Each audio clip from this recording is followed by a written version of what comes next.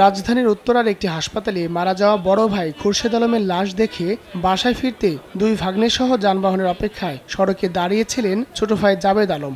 এ সময় তাদেরকে চাপা দেয় পাথর বোঝাই একটি ট্রাক। ঘটনাস্থলেই মারা যান তিনজন।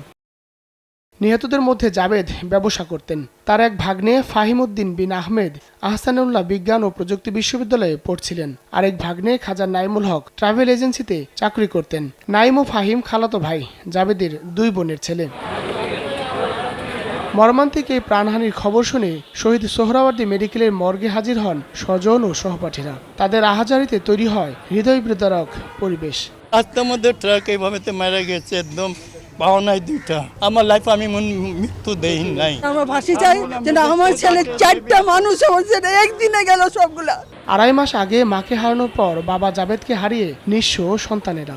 আমার মা মরছে 2.5 মাসও হয় নাই, আমার মার শোকটা কাটাইতে পারি নাই আমি।